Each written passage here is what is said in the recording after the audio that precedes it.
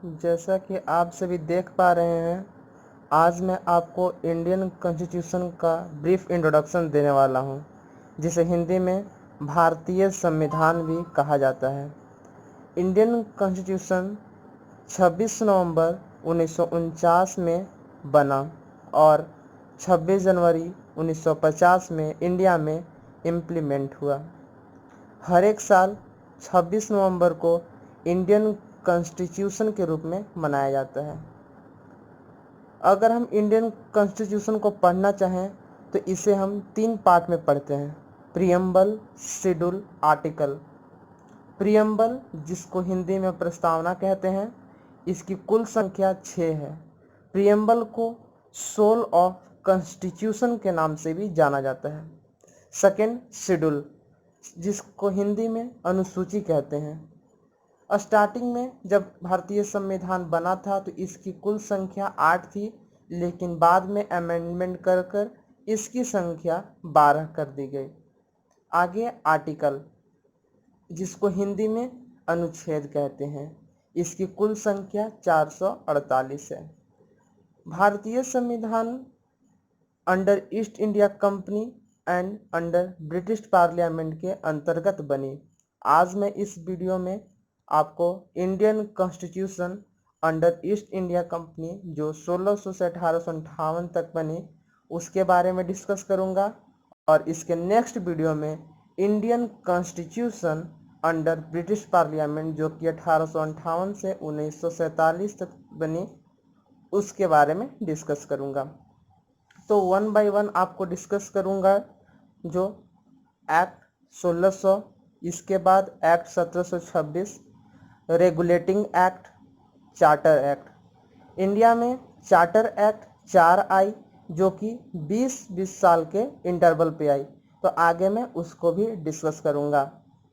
तो बात करते हैं एक्ट 1600। तो एक्ट 1600 के अंतर्गत ईस्ट इंडिया कंपनी भारत में एस्टैब्लिश हुई। भारत में 31 दिसंबर 1600 में ईस्ट इंडिया कंपनी एस्टैब्लिश हुई। इसको ऑनरेबल ईस्ट इंडिया कंपनी के नाम से भी जानते हैं, जिसका शॉर्ट फॉर्म HEIC है। यहाँ पे मैं आपको लिख देता हूँ, इसको ईस्ट इंडिया कंपनी को HEIC के नाम से भी जाना जाता है। इसके पहले, ईस्ट इंडिया कंपनी से पहले, इसको मर्चेंट एडवेंचर के नाम से भी जाना जाता था। ईस्ट इंडिया कंपनी के फाउंडर जॉन वाट एंड जोर वाइट थे एंड इसका हेडक्वार्टर लंदन में है। और इसकी प्रोडक्शन के बारे में बात करें कि जो ईस्ट इंडिया कंपनी प्रोडक्ट बनाती थी, cotton, silk, indigo, dye, salt, spices, tea and opium, इतने प्रोडक्ट ईस्ट इंडिया कंपनी बनाती थी। और आगे बात करते हैं एक्ट 1726। एक्ट 1726 के तहत 3 प्रेसिडेंसी बनाई गए: कलकत्ता, बॉम्बे एंड मद्रास प्रेसिडेंसी बनाई गई। और एक्ट 1726 के तहत गवर्नर को ये पावर दिया गया कि ये रूल फॉर्म कर सकती है। और आगे अब डिस्कस करते हैं रेगुलेटिंग एक्ट। रेगुलेटिंग एक्ट को डिस्कस करने से पहले मैं आपको इसका बैकग्राउंड थोड़ा बताना चाहूँगा। 1770 में बंगाल में भीषण अकाल आई, जिसके कारण 15 लाख से भी ज़्यादा लोग मारे गए। तो ईस्ट इंडिया कंपनी को रेगुलेट करने के लिए इंडिया में रेगुलेटिंग एक्ट लाई गई। इंडिया में रेगुलेटिंग एक्ट 1773 में आई। इस एक्ट के तहत गवर्नर जनरल ऑफ बंगाल को बनाया गया। क्वेश्चन यहाँ पे आता है कि governor general of Bengal regulating act में बनाया गया, लेकिन first governor general of Bengal कौन बने थे? तो first governor general of Bengal Warren Hasting बने थे। एंड इस एक्ट के तहत ही इस गवर्नर जनरल ऑफ बंगाल को पावर दिया गया कि ये रूल फॉर्म कर सकते हैं और ये रूल पूरा इंडिया में ये फॉर्म कर सकते हैं। रेगुलेटिंग एक्ट के तहत ही supreme court of Bengal form किया गया। इसके बाद अब हम लोग डिस्कस करेंगे चार्टर एक्ट। इंडिया में चार्टर एक्ट 4 आए थे जो कि 20-20 साल के इंटरवल पे आए थे। तो सबसे पहले चार्टर एक्ट 1793। इस एक्ट के तहत इंडिया को एडमिनिस्ट्रेटिव ऑफिसर गैलरी दिया गया। इसके बाद चार्टर एक्ट 1813। इस एक्ट के तहत ईस्ट इंडिया कंपनी ये ग्रांटेड दी कि 1 लाख रुपए ये प्राइमरी एजुकेशन के लिए देगी।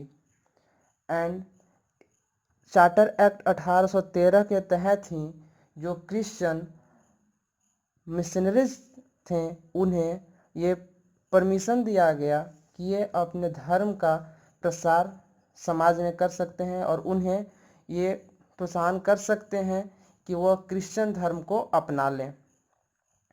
और इस एक्ट के तहत ही जो लोकल ट्रेड थे उस पर प्रतिबंध लगा दिया गया। अब आगे बात करते हैं चार्टर एक्ट 1833। इस एक्ट के तहत जो पहले गवर्नर जनरल ऑफ बंगाल का पोस्ट था उसे हटाकर गवर्नर जनरल ऑफ इंडिया का पोस्ट क्रिएट किया गया। आगे हम लोग पहले पढ़ चुके थे कि रेगुलेटिंग एक्ट के तहत गवर्नर जनरल ऑफ बंगाल का पोस्ट क्रिएट किया गया था, लेकिन चार्टर एक्ट 1833 में गवर्नर जनरल ऑफ बंगाल को पोस्ट को हटाकर गवर्नर जनरल ऑफ इंडिया बना दिया गया। यहाँ पे मैं आपको लिख देता हूँ कि गवर्नर जनरल ऑफ बंगाल को हटाकर गवर्नर जनरल ऑफ